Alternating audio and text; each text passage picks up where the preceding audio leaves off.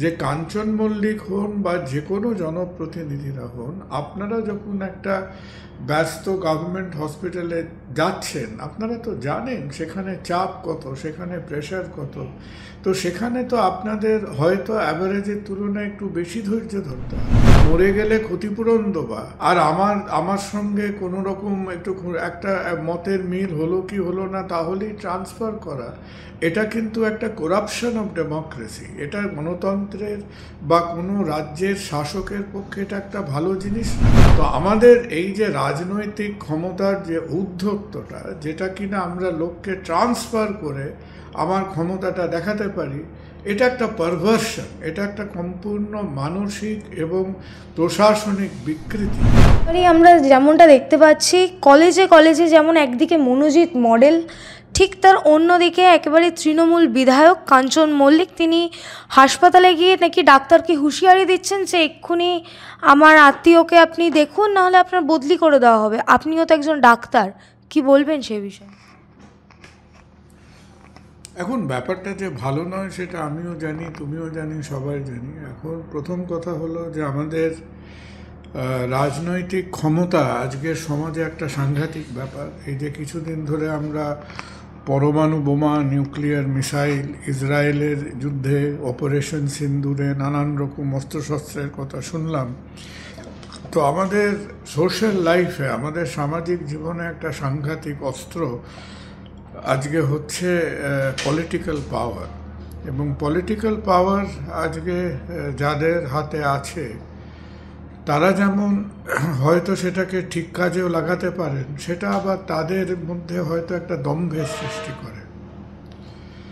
তো আমরা নিশ্চয়ই আমাদের যারা পাবলিক সার্ভেন্টস, তাদের মধ্যে আমরা একটা ভদ্রতা দেখতে চাই, আমরা তাদের মধ্যে একটা সেন্স অফ রেসপন্সিবিলিটি দেখতে চাই। আমার খুব একটা সোশ্যাল মিডিয়া বা এই খবরগুলো দেখার ইদানিং সময় হয়ে ওঠেনি। তবে দু একটা জায়গায় হয়তো কাঞ্চন মল্লিকদের তরফ থেকেও একটা সাফাই দেখছিলাম যে তাদের আবার হসপিটালে কি কি অসুবিধা হয়েছে। তাদের একটা কথা বলবো যে ঘটনাটা খুব সম্ভব ঘটেছিল বোধহয় ট্রপিক্যাল মেডিসিনে। যে tropical medicine, medical college, SSKM, এই টাইপের আমাদের প্রাইভেট হসপিটালগুলো সত্যি ভেরি বিজি হসপিটালস। এবং সেখানেও আমাদের ডাক্তারদের তাদের একটা ব্যস্ত আউটডোরে বহু পেশেন্ট গিজগিজ করছে, তাদের হাতে আউটডোর সামলাবার মতো অ্যাসিস্ট্যান্সও তাদের হাতে থাকে না। সুতরাং তাদেরও যে কাজকর্মের যে অসুবিধেগুলো, সেগুলোকে আমাদের তো বুঝতে হবে। তো সেটা যদি আমাদের জনপ্রতিনিধিরা যদি জনগণের কথাটা না বোঝেন, তাহলে কে বুঝবে? So they have to understand this things. আর শুধু তৃণমূল বলে না, কথাটা তৃণমূল হোক, হয়তো পশ্চিমবঙ্গে তৃণমূল এখন তাদের একটা কন্টিনিউয়াস পাওয়ারের স্বাদ তারা পেয়েছে।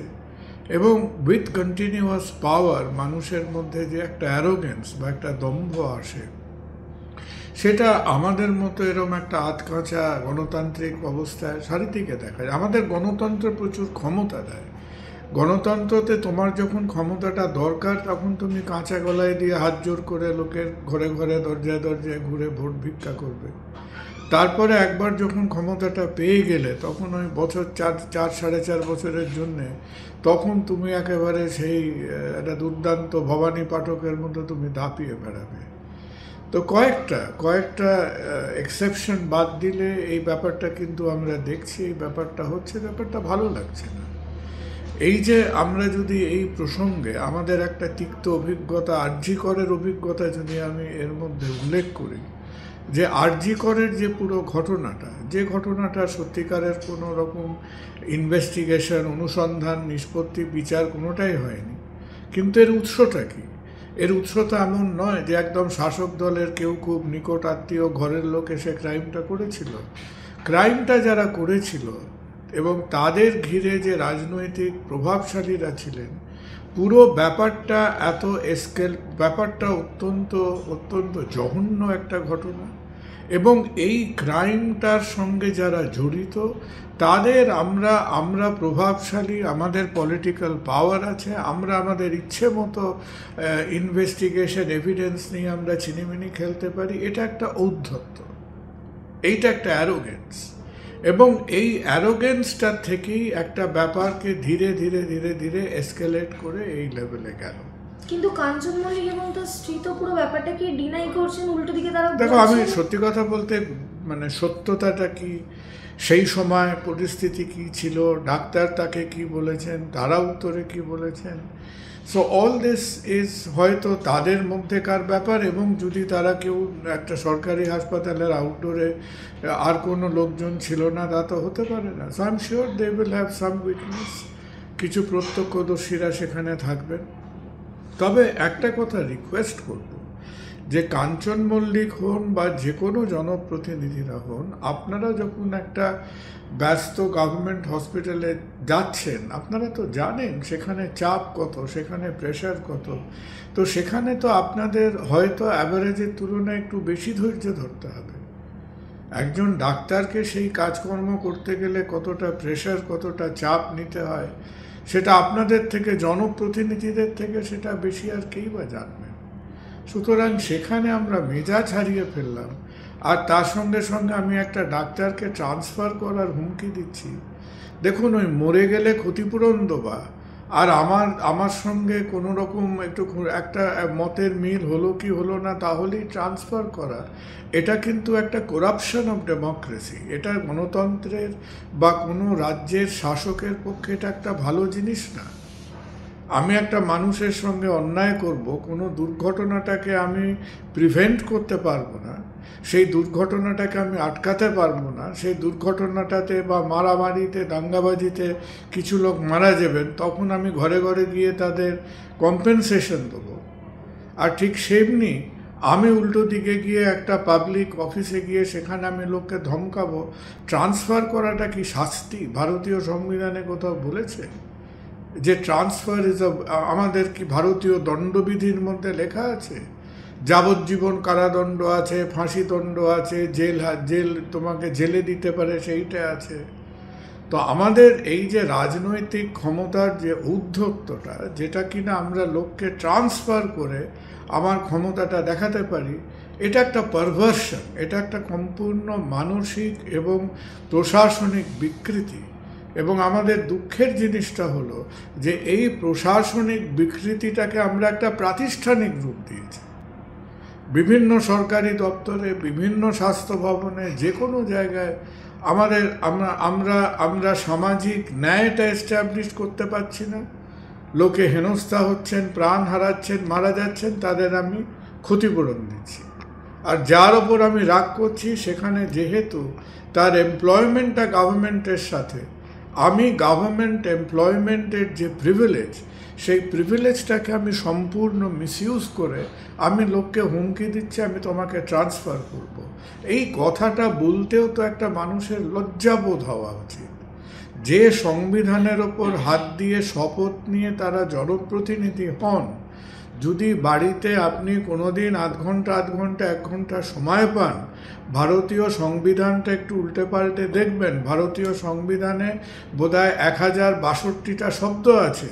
সেই 1062 শব্দের মধ্যে কোথাও কোনো অনুচ্ছেদে বলা আছে কিনা যে transfer is a method of punishment? অন্তত আমার এটা জানা নেই। আর আরেকটা কথা আমাদের স্বীকার করতে হবে, আমরা এখন সব দোষ নন্দ ঘোষের মতো যদি এটাই বলি যে যে যে এটা শুধু তৃণমূলের সময় দেখা যাচ্ছে, এটা অন্য কোনো সময় দেখা যায়নি, এই কথাটা সর্বৈব মিথ্যা। আমরা যখন ডাক্তারি পড়েছি, আমরা মেডিকেল কলেজে ছিলাম, আমাদের সব স্যারেরা যারা সিনিয়র ভিজিটিং সার্জন ফিজিশিয়ান ছিলেন, যারা বিভিন্ন সাব কনসালটেন্ট পোস্টে ছিলেন, ক্লিনিক্যাল টিউটার ছিলেন, তাদেরও সেই সময় হামেশা ট্রান্সফার হতো এই সমস্ত সর্ট অফ প্রতিশোধমূলক, বলে পানিশমেন্ট ট্রান্সফার। আর সিপিএম আমলে একটা জিনিস সাংঘাতিক চলতো, সেটা হচ্ছে সমস্ত প্রায় 15 জন মন্ত্রীর 16টা করে গোষ্ঠী থাকতো, এবং প্রত্যেকজন ডাক্তারকে কোনো না কোনো একটা সাবগ্রুপ বা গোষ্ঠীতে সাবস্ক্রাইব করতে হতো, এবং ডাক্তারদের নামেই বলতো অমুকে অমুকের লোক, অমুকে তমুকের লোক, তমুকে অমুকের লোক। এবং তারা আজীবন যে একটা পোষ্যের সঙ্গে তার মালিকের যা সম্পর্ক, ঠিক সেই রকম তার রাজনৈতিক প্রভুর সঙ্গে ডাক্তারের মতো যারা টেকনোক্র্যাট, যারা চাকুরিজীবী, যারা টেকনোক্র্যাটিক চাকুরিজীবী, তারা যেন এক একজন রাজনৈতিক প্রভাবশালীর একটা সেই পোষ্য কুকুরের মতো এইরকম একটা ভাব করে তারা সেইভাবে চলতেন। তো এই জিনিসটা এখন আজকের দিনে মিডিয়া হয়েছে বলে এবং মুহূর্তে মুহূর্তে এই খবরগুলো সোশ্যাল মিডিয়ায়, ডিজিটাল মিডিয়ায় প্রকাশ পাচ্ছে, ইন্টারভিউ হচ্ছে, বলছে বলে, কিন্তু এই যে বিকৃতি, এই যে পারভার্সন এবং এই যে ক্ষমতার অপব্যবহার, এটা কখনোই তৃণমূলের অরিজিনাল ট্রেডমার্ক না। এই ব্যাধিটা, এই অসুখটা বহুদিন ধরে চলছে এবং আমরা সাধারণ মানুষরা যদি এটাকে নিয়ে একটু আওয়াজ তুলি, এবং তোমরা যারা আজকে গণমাধ্যমে আছো, গণমাধ্যমের কাজটা কি? It is democratisation of protest. তাহলে আজকে গণমাধ্যম যদি মানুষের সেই কথাটা পৌঁছে দেয় যে কাঞ্চন মল্লিক বলেছে বলে কাঞ্চন মল্লিকের বিকৃত ছবি দেবো, তা নয়, but whoever is in political পাওয়ার তাকে বুঝতে হবে তার রেসপন্সিবিলিটিটা কি, তাকে কিভাবে একজন পাবলিক সার্ভেন্টের সঙ্গে ব্যবহার করতে হবে।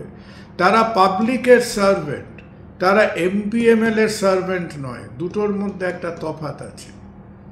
তারা পাবলিক সার্ভেন্ট কথাটাকে তারা মনে করেন যে আমাদের গভর্নমেন্টের ডাক্তাররা এরা আপনাদের গৃহভৃত্য, ডাক্তাররা আপনাদের গৃহভৃত্য নয়। তারা একটা শিক্ষিত টেকনোক্র্যাটিক সমাজ, they are serving the state, they are not serving politicians. এই দুটোর মধ্যে একটা তফাৎ আছে। আর আমরা যে জিনিসটা বলে বলে একেবারে সেই অক্সিজেন নিঃশ্বাস নেওয়ার মতো স্বাভাবিক করে ফেলেছি যে আমার অপছন্দ হলেই আমি লোককে পিং পং বলের মতো ট্রান্সফার করে দেবো। আমাদের যে ওই বিভিন্ন হাইকোর্ট, সুপ্রিম কোর্ট, বিভিন্ন জায়গায় তো আপনারা ইন্টারভিন করেন, আপনারা একটা সুমোটো পাবলিক ইন্টারেস্ট ইন্টারভেনশন করুন এবং মেক দ্য নেসেসারি অ্যামেন্ডমেন্টস, যাতে ওই খোলামকুচির মতো মানুষকে ট্রান্সফার করে আমরা আমাদের রাজনৈতিক পেশি আস্ফালনটা না করতে পারি। স্যার, একেবারে শেষ প্রশ্ন, এই যে ট্রান্সফার কি একমাত্র সুরাহা? কারণ কি আমরা আরজিকর কাণ্ডেও দেখলাম জুনিয়র থেকে সিনিয়র ডাক্তারকে একের পর এক ট্রান্সফার করে দেওয়া হলো, যারা সেই আন্দোলনে। দেখো, কথাটা হচ্ছে ট্রান্সফার করার কিন্তু কারণ, এবং এই জিনিসটা প্রথমত বললাম এটা আমাদের একটা অ্যাডমিনিস্ট্রেশনের মজ্জাগত হয়ে গেছে। এটা শুধু গত 14 বছরের মজ্জাগত নয়। হ্যাঁ, ধরো এটা তুমি খোঁজ নিয়ে দেখবে, হয়তো কংগ্রেস আমলেও ছিল। 50 বছর ভারতবর্ষের সব জায়গায় হচ্ছে। ওই যে ভদ্রলোক কিছুদিন আগে রিটায়ার করলেন, তার কি নাম ছিল, খেমকা নাকি তার নাম ছিল, সেই বিখ্যাত আইএএস অফিসার, যাকে 65 বার না 64 বার ট্রান্সফার হতে হয়েছে।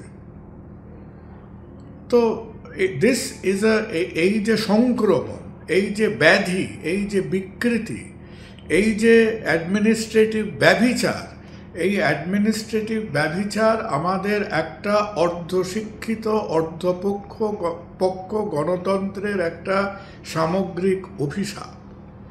এবং আমরা যারা ওই হঠাৎ করে যে অল্পের মধ্যেই একটু দাদাগিরি, বাহুবলীগিরি, মস্তানি, কেউ 2.5খানা সিনেমা করেছে সেটা হিট করেছে, এই সমস্ত সস্তার প্ল্যাটফর্মে দাঁড়িয়ে টুকটাক টিকিট পেয়ে জনপ্রতিনিধি হয়ে যাচ্ছি, সেই জনপ্রতিনিধি হয়ে গিয়ে আমরা ধরাকে সরা জ্ঞান করছি। That is the problem.